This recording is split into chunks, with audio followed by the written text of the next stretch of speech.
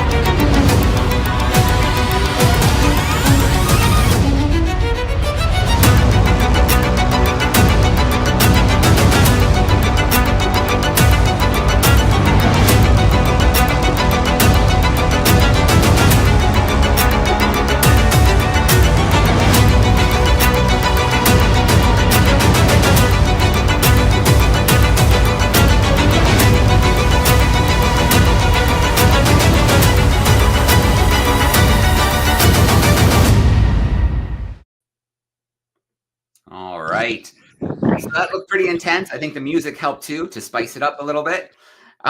Was that about the worst that you had over the course of the last 6 weeks?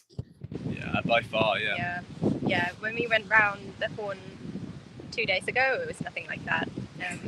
Luckily. So. Yeah. So I've got a little clip of the Horn, and you can still see the boat moving quite a bit. You guys had quite a bit of kind of side to side motion. But before I play that, maybe you can kind of set the stage for us a little bit. What is the Horn, and why was it kind of a big deal? Did you say that again? Sorry, Joe. You cut out a bit. You got a bit Yeah, so set the stage for us a bit. What is the Horn, and why is it kind of a big deal to round the Horn?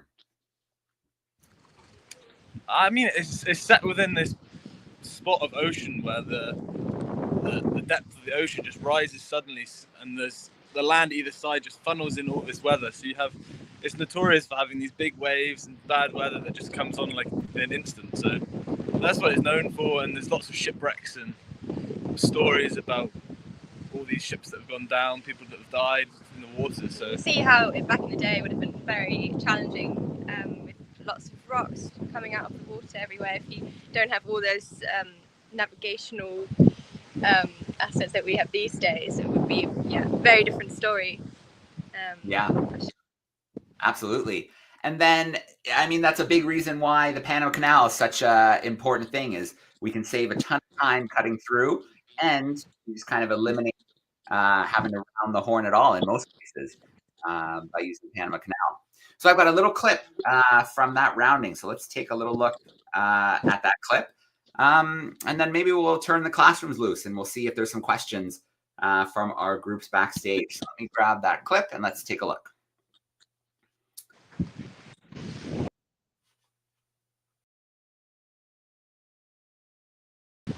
Yeah.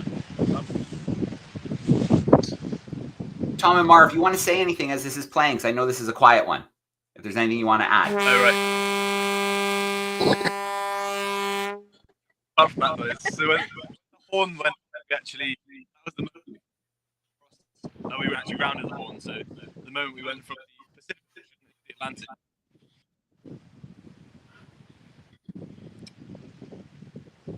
Yeah, it's a pretty dramatic landscape for sure. Seeing that on the horizon. It is a dramatic spot, and pretty cool to be able to blow the horn when you kind of pass that imaginary boundary between the two oceans. Look like it. There we go. Okay, well, the last thing I'll ask you about is the science. How's that been going? Did you manage to get another eDNA sample or two? Have you been seeing any new birds? What's going on? Yeah, I actually took a eDNA sample at Cape Horn, so we've got a special Cape Horn sample. Sweet. And then we've been continuing our bird surveys, and we actually had lots and lots of birds just before we got to Cape Horn, wasn't it? Yeah. Yes. Yeah, 200-300 birds in one survey. It was crazy. And the week before that, we hadn't really been seeing much at all, so that was a nice change. All right, very cool. Well, while we still have you, I am going to bring some classrooms in. So if you're tuning in via YouTube and you have a question for Tom and Mara, anything about the crossing of the Pacific, what it was like on the ship, that kind of thing, feel free to put into the chat. But I also have a handful of classrooms backstage. So I'm going to bring them in and give them a chance to ask a question or two for the two of you before we jump to another segment in today's event. So let's start off with the Phoenix School. We've got the Phoenix School hanging out with us. How are we doing today, everyone? They have. There they are. All right. Does anybody have a question for Tom or Mara about sailing across the Pacific Ocean? I said we have a question. I said we go for it.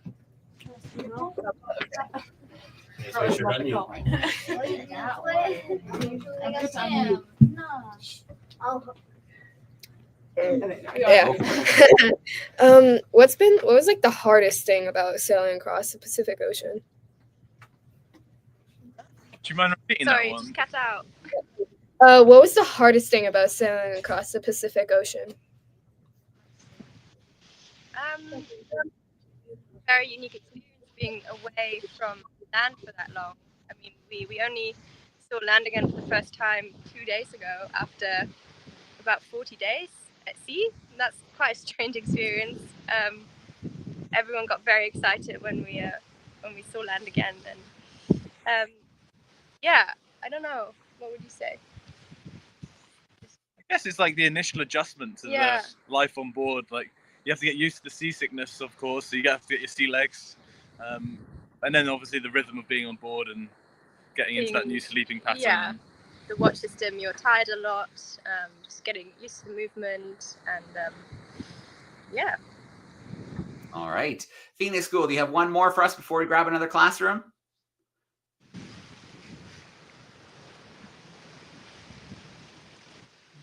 I think I see someone. There we go.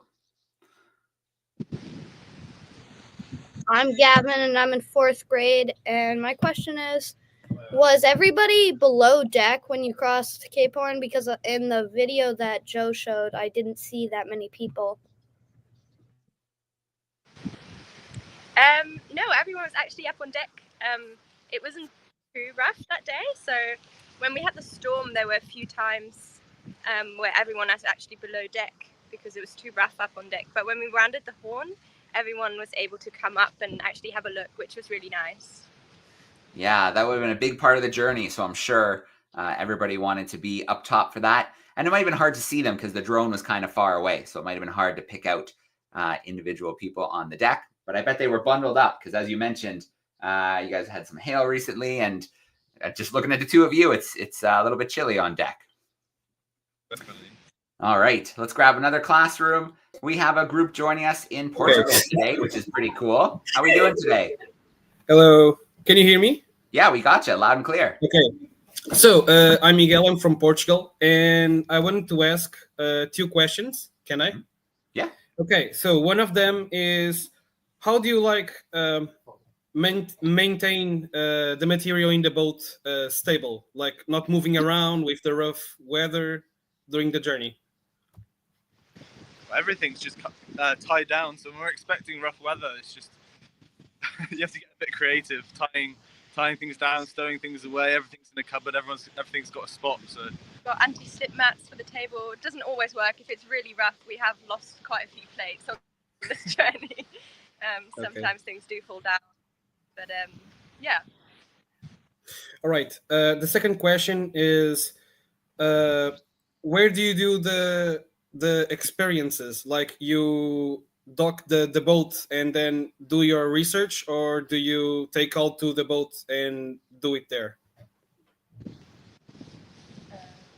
So he's wondering that, like the research you're doing on board, are you doing it in the ports, or is it more as the ship is sailing when you're doing the research? How does that happen? Both. So we're doing some things as we're sailing.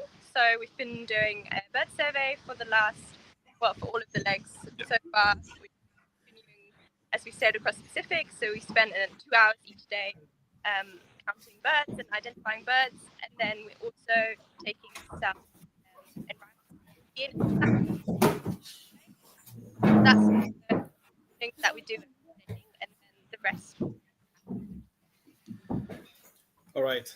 So we lost the sound for a second, but what they were Mara was saying is the eDNA samples, the environmental DNA. So they can take samples of the water, filter the DNA, and then they're vacuum packing it. And one of our researchers who was on board earlier, I think you got on board in Fiji, we're sending all those samples to him. He can use those samples to see what's been swimming through the water, which is really cool. So you don't have to see what's there. You can look at those DNA samples and see what's been in the water recently. So we've been collecting a string of them ever since Fiji, through New Zealand, Australia, and then back across the Pacific. So pretty cool. All right. Thank you. Awesome. Thanks for those great questions. We have one more class hanging out back here. I'm going to bring them in. New Marston, if you're here and you want to unmute your microphone and you have a question or two for Tom and Mara, go ahead. Hey, New Marston. Hi, can you hear us? We gotcha. Hi, we have so many questions, but our best one so far is, what's your favorite thing about living on board the ship? I think just being out in nature every day, being out in this really wild and crazy environment. Is experience. Yeah. It's surprising how different each day is. Yeah. You're in the middle of the ocean.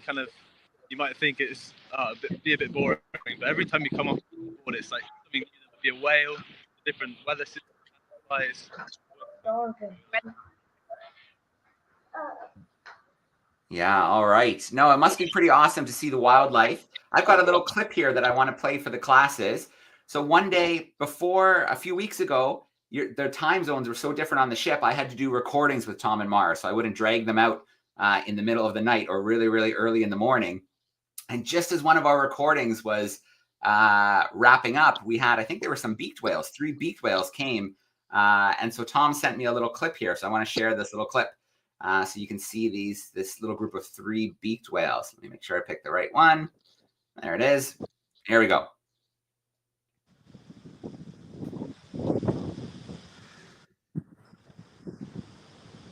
So I think that's what it's like out there in the ocean. It's for extended periods of time, you see nothing. Then all of a sudden you get something, the ocean comes to life, and then it's gone again just as quickly. So pretty cool to be able to see these 3 deep diving beaked whales.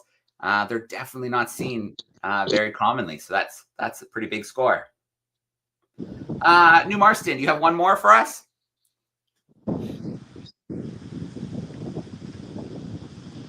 Yeah. Our other question was about the wind speeds. Do you record them, and what's the fastest that you've experienced? Yep, we record the wind speed every hour, I think.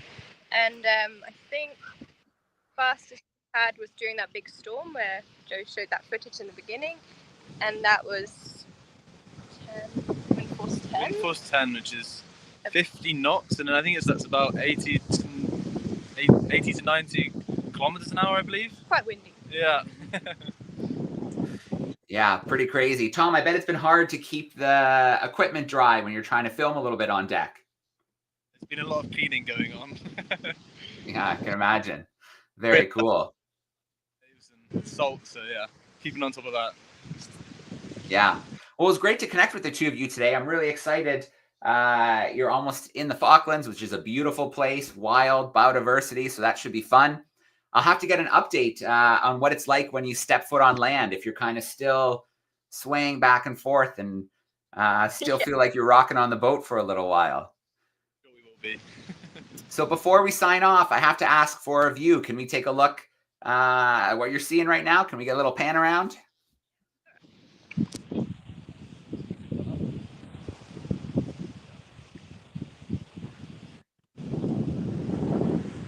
Looks like a few sails up right now as well.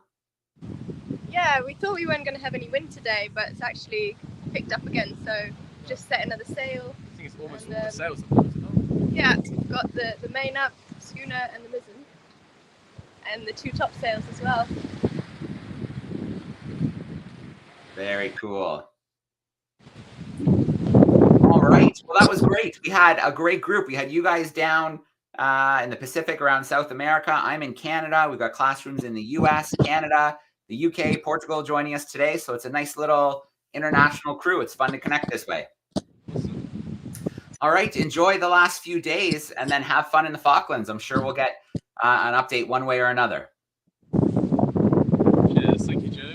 All right, thanks for the last few weeks, guys. It was fun. See you guys later. Bye. Yeah. All right, very cool. So that was our nice live connection. What we're going to do today, I'll just give you a quick rundown. So we have a second event that happens every week. It's the world's most exciting classroom, but it's for classrooms on the other side of the world. So Australia, New Zealand, and places like that.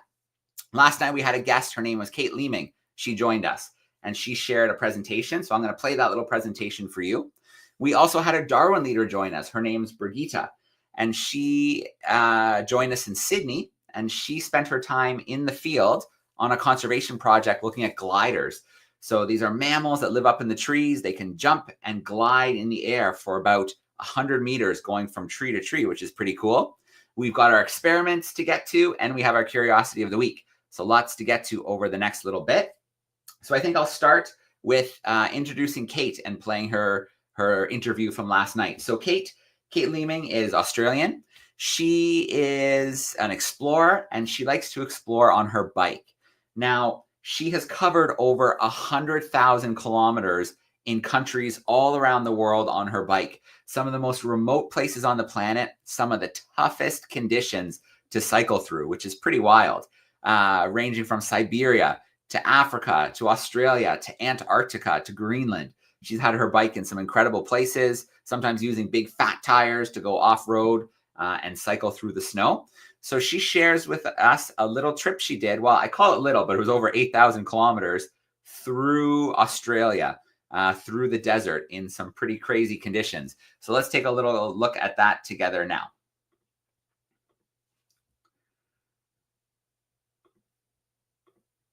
I'm going to sort of take you across through my journey, and sort of fairly quickly for 8,600 odd kilometers. But you'll get a taste now of what Australia is through some of the most remote parts of the outback. So I began at Cape Byron, which is the most easterly tip of Australia under very leaden skies. And I was very excited, but also organizing these things, it's very difficult and just, it's very stressful actually to pull everything together. It's almost the hardest thing I do. So I was very pleased to get there on the 1st of May in 2021 to start my big bike ride. And quite immediately I was into the mountains. The hilliest part of the whole journey was day one, to get up and over the Great Dividing Range. And there I was I met up with Margaret, who was showing me how she was growing more trees and to protect a wildlife corridor where animals go. Especially that's important because this area has now become prone to having fires. So what she was doing was very special, and it was great to meet different people. And then after 5 days, that land just really flattened out.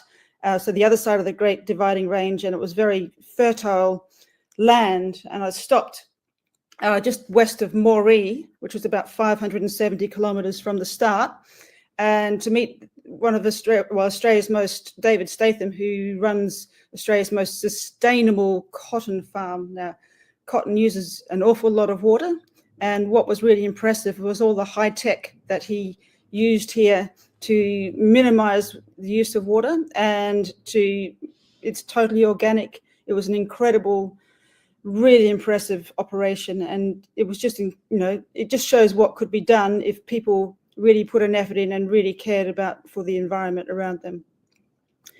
Now I'm going quickly across the north of New South Wales. After 1,000 kilometers, I hit Burke, and then this was probably another 300 odd kilometers from there on the way to Tibooburra. Starts getting a little bit rough. Tibooburra itself is known as the place of stones. It was an Aboriginal meeting place where they travelled for long ways, long distances to meet there. It's quite an amazing little outback town just there as well. And I was continuing out towards the border. The border between New South Wales, Queensland and South Australia is called the Corner Country. The roads were quite good to start with. And then basically I had to cross the border into Queensland on this road called the Toonagate Road, which was a little bit of a shortcut to go across the Strzelecki Desert. And it had rained fairly recently, and some of the four-wheel drive tracks drivers had actually sort of driven when they shouldn't on the wet, muddy clay pans and really cut the road up. And there was still a lot of water around. And so I was going along tracks like this, and the vehicle was a long way ahead of me, and I basically fell on this rock hard clay and broke my collarbone. And then I was very shocked, and I'd never done anything like that before. In fact, I'd never really had a broken bone other than a little cracked rib. So I was on my own. I basically was in shock for about 5 minutes. And then I sort of thought I'd better go and see if I can find I keep moving forwards to see if I can find my team, because I didn't know where they were. And I sort of put my hand sort of rested my arm on the handlebars it's a fat bike, so it's very stable. And I rode very slowly until I found them. So that was the end of the expedition for 2021, forced. I went back, I had surgery. It was all fixed 8 weeks later, but I couldn't get out because of the interstate COVID restrictions. That everything was locked, and so I couldn't do the rest of the expedition in 2021.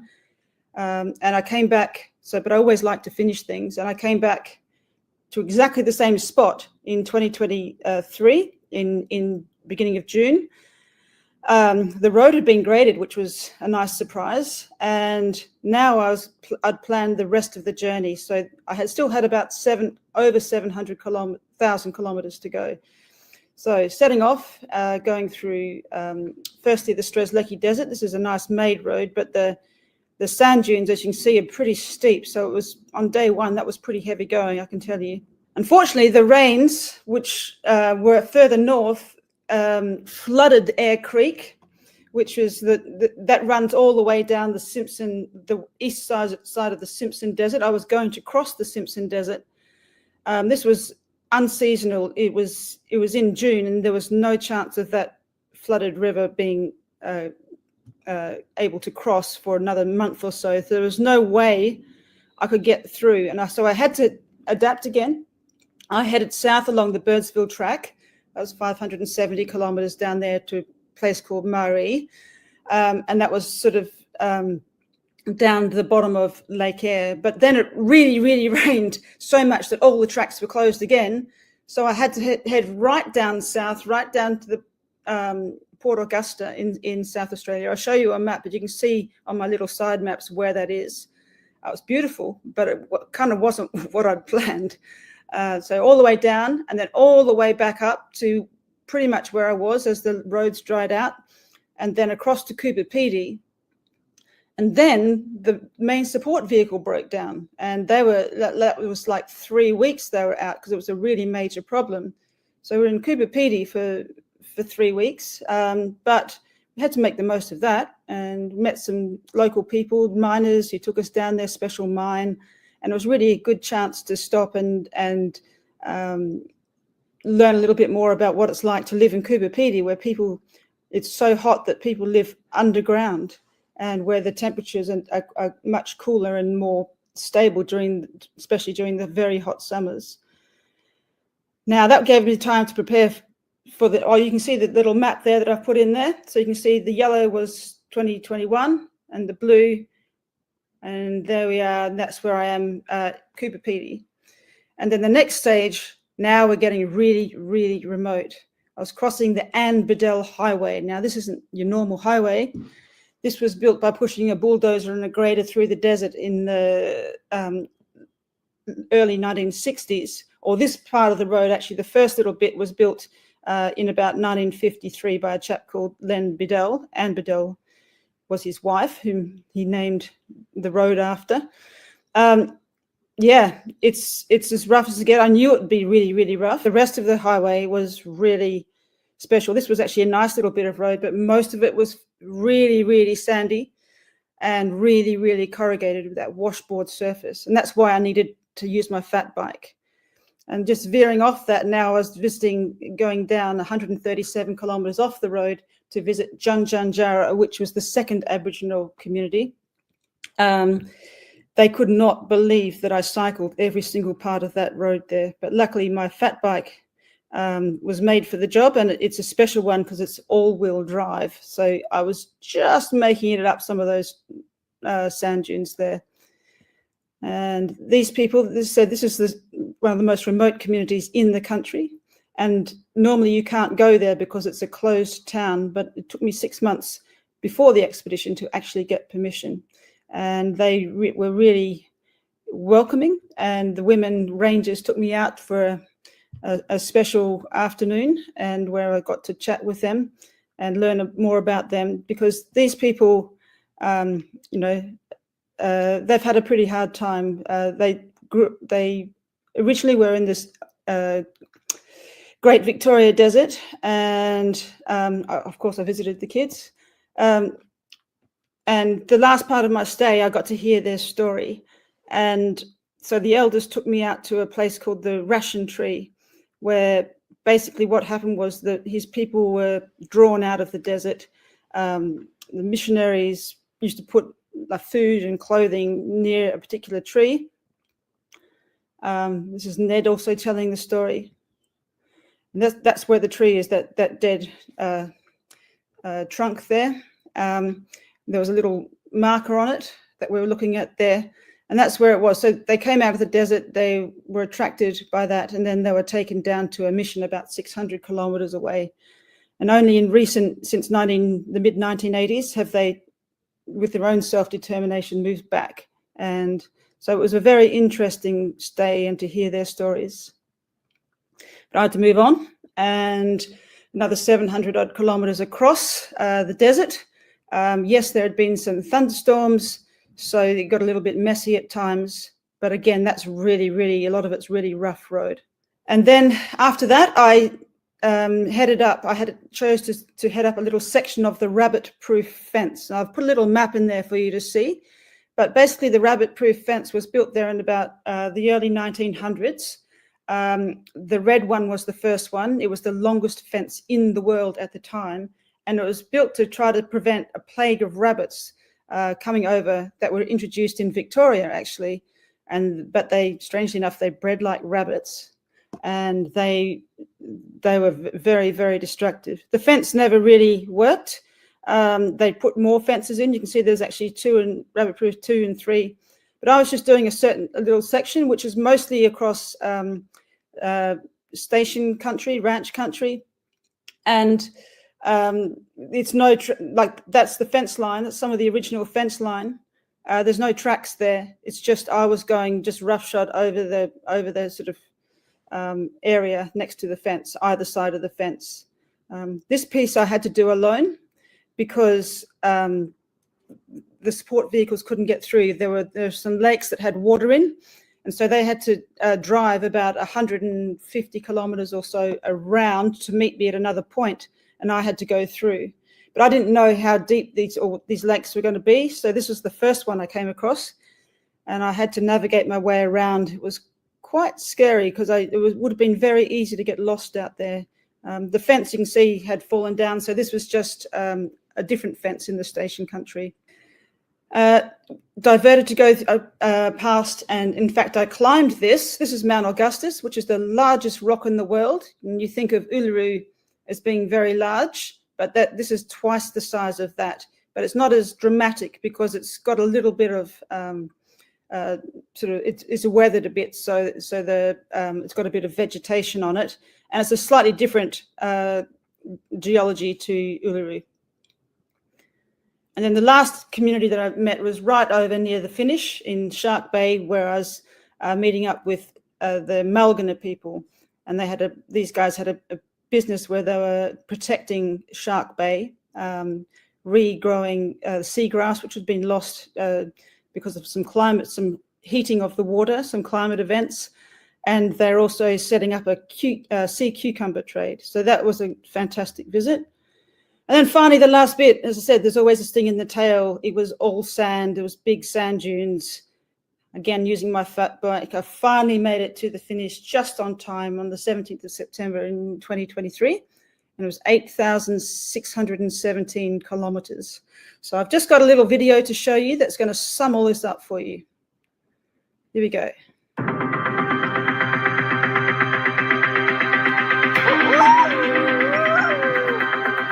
I came up with this plan to cycle from Australia's most easterly tip to its most westerly tip.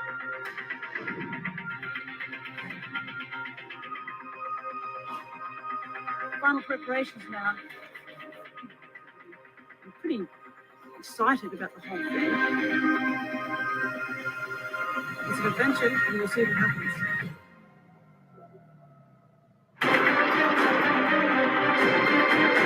The terrain that we've been traveling through is vast. Around 1,000 kilometers, first 1,000 kilometers of this journey. Yeah, there's just nothing left in the tank. Driest place in the country, look at it. Oh, it's ridiculous. Have to be able to pivot, so I've got to get my head around the new challenge. Things have been getting a bit slower and rougher this afternoon. There's so many camels around, so it's just messed up the track. I have to focus so hard on trying to just stay on the bike, keep moving forwards, keep myself and the bike in one piece. Definitely busted it. There's going to be hard days and good days. You just got to ride the tough ones out. The white men just came and grabbed all the kids and took them away.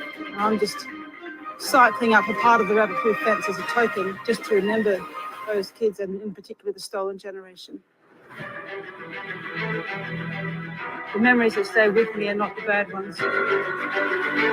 I'm loving this ride. I'm moving along so much better now. Heading into the final week of this journey.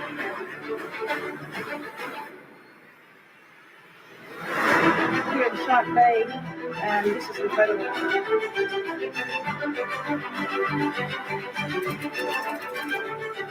I really just love traveling by bike. It gives an incredible connection with the people on the land.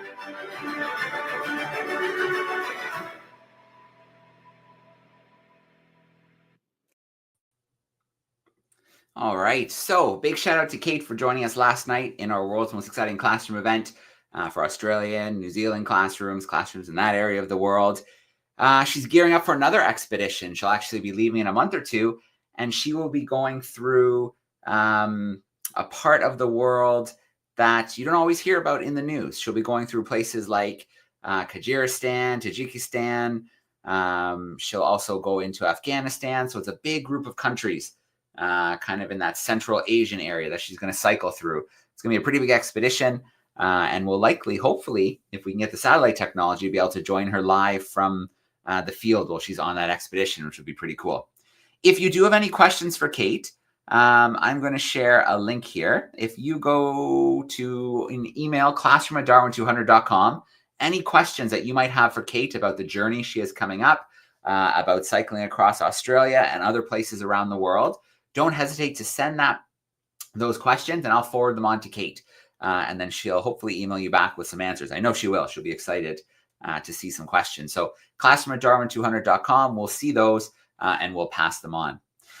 So 2 weeks ago, we had an experiment. Looking at ocean acidification, the impact that it has. So we had a flask of water, a flask of vinegar, and we were putting shells inside of there to see what would happen to those shells, to try and mimic what's happening in our ocean right now with things becoming more acidic. So let's take a look at the answer to that experiment, to that results video. So that should load up for you right about now.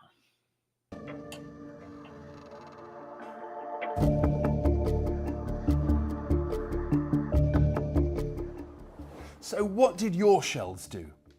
Did you also find that the shell that you put in vinegar decreased in weight, whereas the one that you put in water stayed exactly the same? Did you manage to answer the 3 research questions? The first question asked what happened in the experiment. As the shells are made of calcium carbonate, which reacts with acid, by putting it in the vinegar, some of the calcium carbonate reacted and dissolved away. And that explains why the shell that we've taken out of the vinegar weighs less than when we put it in. Some of the shell has reacted with the acid. The second question was, what was the gas we saw bubbling from the shells? Well, the answer to that was carbon dioxide. The reaction between the acid and the calcium carbonate releases carbon dioxide that bubbles back up to the surface. The last question asked what was the impact on the marine life in the world's oceans. Well, unfortunately, as the world's ocean's acidity increases, it can actually kill some marine organisms and damage others. This is because, as we've seen with the shells, the increasing acidity of the world's oceans dissolves the calcium carbonate, making the exoskeletons and bones of marine life more and more fragile. When we tested the pH of the vinegar, we saw that it was very, very acidic.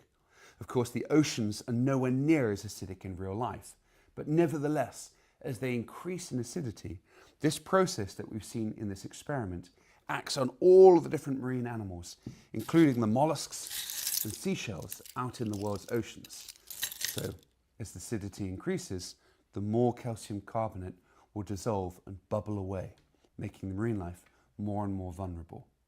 A big thank you to everyone who took part and uploaded results. Let's see the winning entries to this experiment. Okay, so we did have some great results come in from the experiments. So just a reminder that when we do an experiment, every week we have a new one. Then your class has 2 weeks to try it, take some photos, answer the questions if there's any questions that go along with the experiment, and then send your answers to us at classroom@darwin200.com. And we pick a few classrooms for a Amazon gift card each week. So let me load up really quickly here. Hopefully these pictures will open for me. There's a classroom, Miss Lightburn's crew in Nova Scotia, and Miss Roll's crew in the UK both tried the experiment, sent in some great pictures and answers to their questions. Let me share my screen and see if I can get a couple of those pictures up here for us. There we go. So here you can see shells having been selected and being weighed. So you weigh them before they go into the water and the vinegar, and then you weigh them after. Here's a shot of some of the shells. So here's just in water, and look at the way this one's bubbling away in the vinegar as the acid is slowly dissolving it. A couple more pictures here. Here's the classroom holding up some of their answers for the 3 questions that we had, which was really cool. And there's one more. You can see this shell in the vinegar is really starting to dissolve, whereas the one in the water isn't really having that happen. So this is a great experiment that really illustrates what's happening in our oceans right now. As our oceans become more acidic, as more carbon and dioxide enters our oceans, it's having a huge impact on creatures that need shells, that form shells.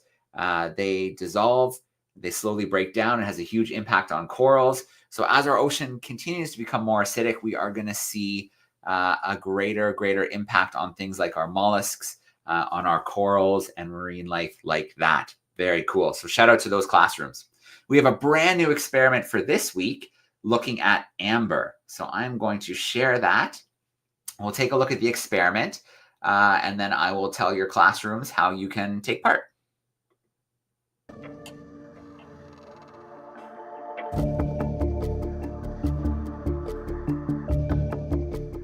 Welcome back, everyone. In today's experiment, we're going to create our very own fossils in amber. Amber is the most incredible substance. It's tree resin that dripped down the trunks or branches of a tree millions of years ago and slowly became fossilized. In many cases, insects and even small reptiles and other creatures can be trapped in amber. This gives us a unique glimpse of prehistoric life in a way that regular fossils can't give us. If you look deeply into these pieces here, you can see all manner of small flies and insects and other creatures. The detail of preservation is even greater than regular fossils in stone, and in some cases, even the colour of that ancient animal is perfectly preserved. And it's not just insects that have been preserved in amber.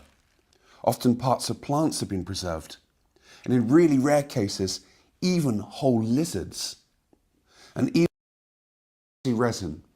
This comes in 2 parts. When you mix the 2 parts together, they solidify. This will stand in as your amber. You then need a cup to mix the resin in, 2 small toy creatures that will be your fossils in your resin, and last but not least, some moulds to pour your resin into. And if you'd like to, you can add some resin dye to really make your resin realistic and look just like real amber. Okay, let's get started. So the first step is to measure out exactly equal quantities of the 2 parts of the epoxy resin. Do this under the supervision of a responsible adult because the resin is harmful if it's ingested.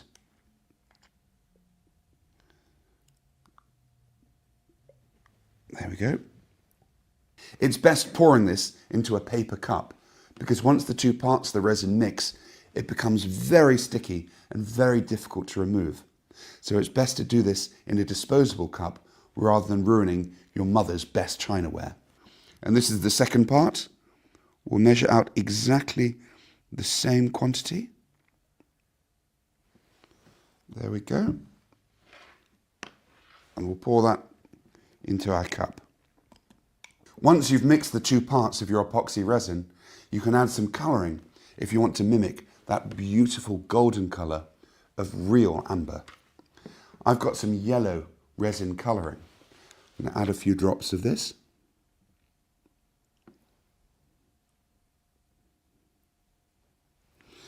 And you're then ready to mix your resin, get it ready to set.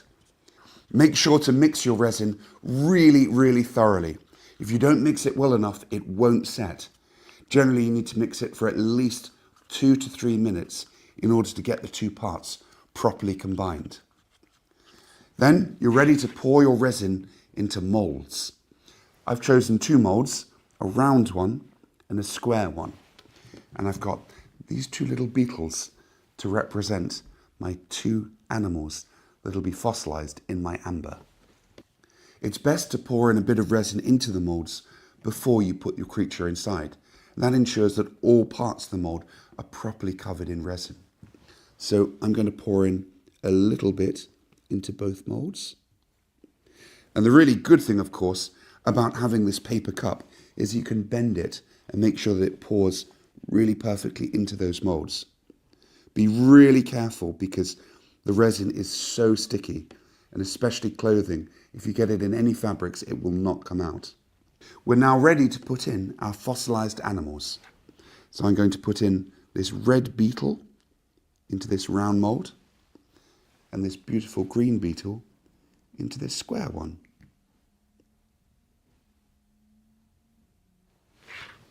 You can then top up both molds with a bit more resin.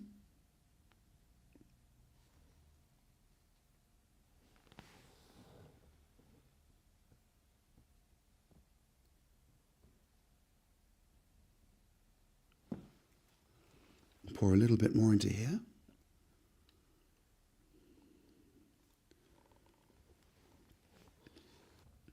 You then have to leave the molds for about 48 hours to allow the resin to fully set and harden. Join me in 2 weeks' time to find out how my creatures in amber turn out. Good luck in replicating this experiment, and thank you for watching.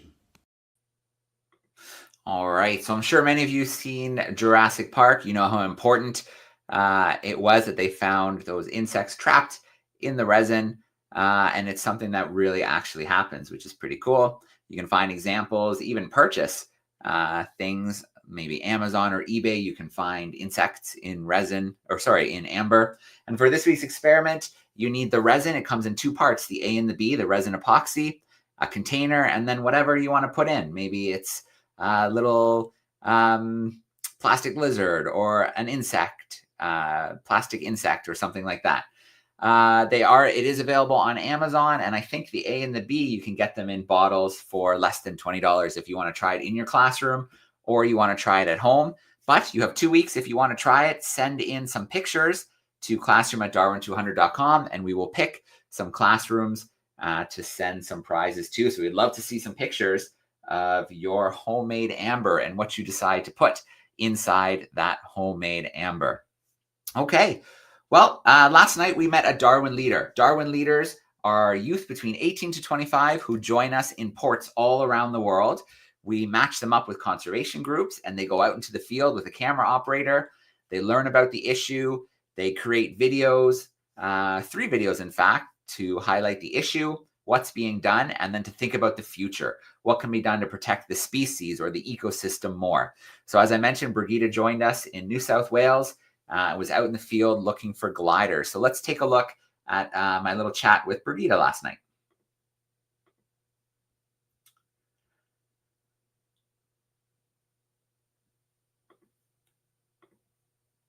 Brigida Ganawan joining us. She was a Darwin leader in Sydney when we were in Sydney, Australia, and she got to get out in New South Wales and work on a really cool project. I'm not going to tell you about it now. I'm going to let her tell you a little bit about it. So I'm going to bring Brigida in right now. Here we go. Hey, Brigida, how are you? I'm good. How are you? Good, good. Brigida, it's so great to have you live with us today. For the students tuning in who might not know about Darwin Leaders, every port that we stop in, we try to bring in young conservationists from around the world.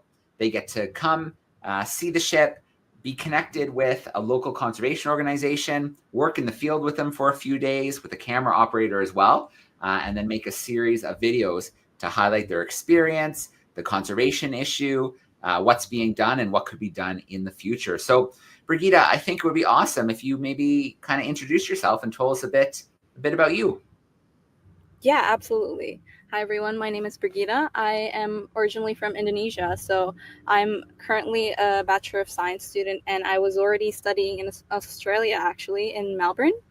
But I got to go on the ship for a bit and also do my little expedition with DARWIN200 down in Sydney. And I was put right outside my comfort zone. I really loved the whole experience, but the reason I'm saying this is because my background is in marine conservation, and that entails scuba diving and doing scientific data for coral reefs. And in this project, I was put into a terrestrial project.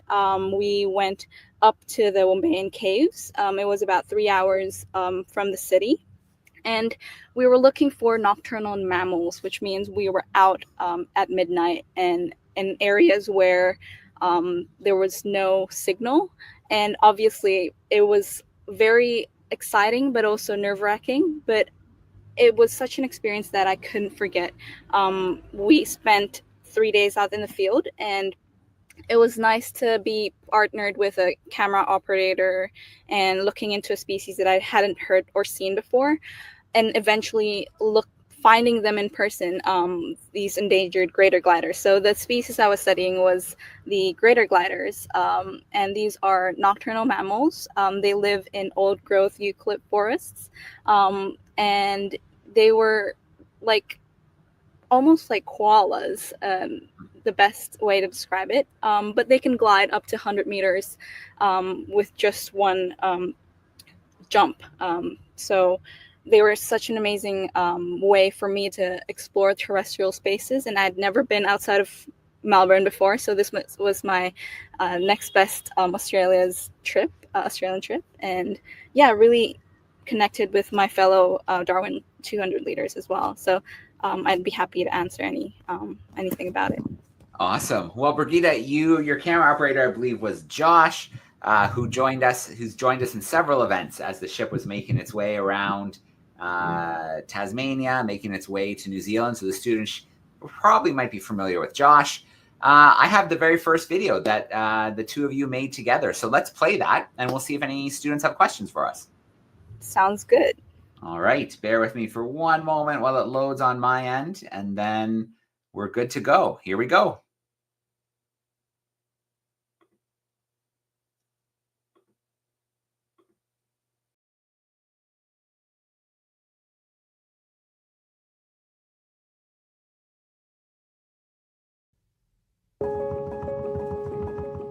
We live in an incredibly fragmented world.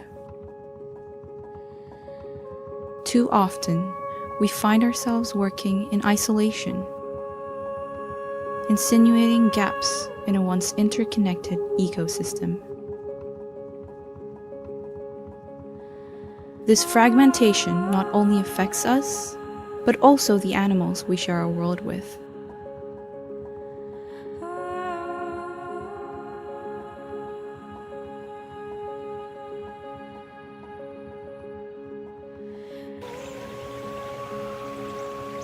My name is Brigitte Gunawan from Indonesia. I am a DARWIN200 leader here in Australia, conserving greater gliders in the Great Eastern Ranges.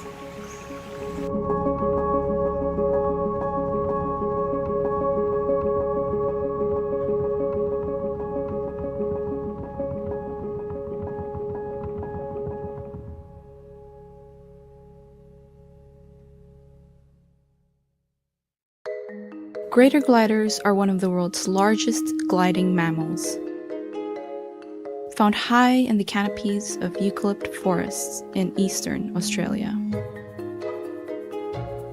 They have a membrane of thin skin between their front and hind legs that can be folded out to serve as a parachute, giving the animals the remarkable ability to glide distances of up to 100 meters in a search for food and nesting hollows.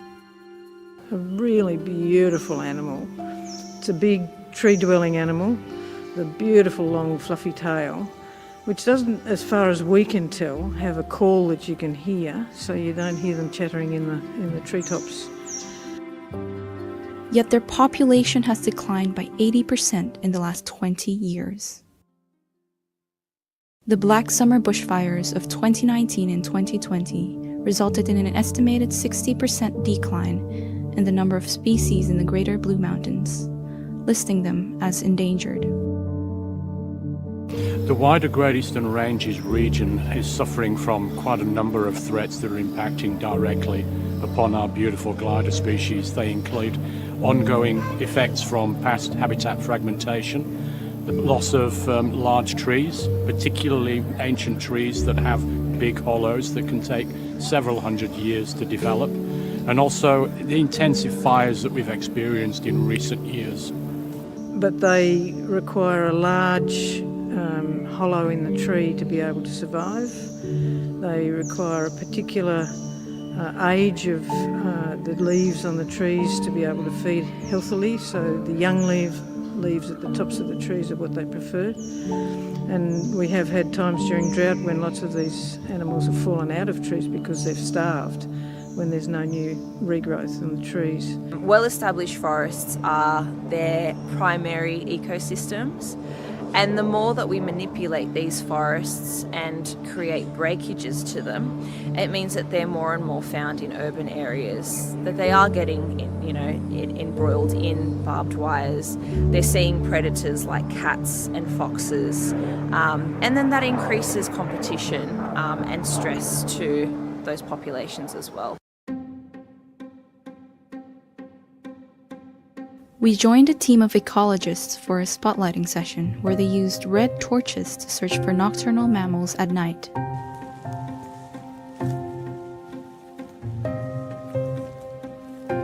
Very quickly, we spotted something. A brush-tailed possum. Nice to see, but not what we were looking for. We took a record of the sighting and moved on. But it wasn't long before we saw yet another possum. And another. It seemed that in order for us to find the greater gliders, we needed a modern approach. So we met with Adrian, a thermal drone pilot. The thermal drones are really effective because in the past, when we've been looking for these arboreal animals, they're quite cryptic, they're hard to find. So what the thermal does is it gives you this ability to find the animals in a way that is so unique, because every mammal has a heat signature. And when you can get above the canopy, you can really look down and find all the animals where they are. We found that you can cover so much more ground than you can when you're doing spotlighting. So whereas you used to need about 6 ecologists in a few weeks to cover hundreds of hectares, you can get one drone operator to cover that same amount of ground within 1 or 2 nights. It didn't take long for us to find our first greater glider. The first of many. And whenever we did see a heat signature, we would stop the drone and then change it over to colour imagery and then shine a spotlight on it so that we could see exactly what it is we're looking at. And we were able to find roughly 50 greater gliders over 50 hectares last night.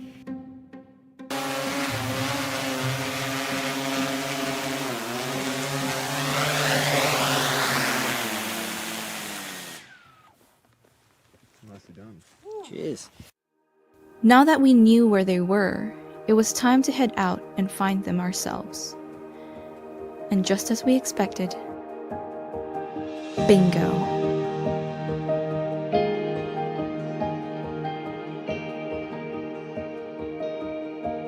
But we didn't just find one greater glider. We found up to 8 that night.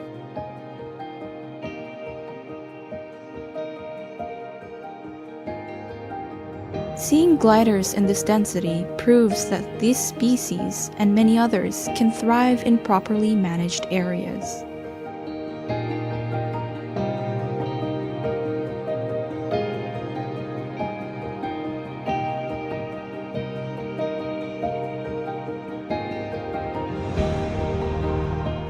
In the next episode, we will meet the people working hard to ensure gliders have plenty of places to not just survive, but thrive throughout Australia.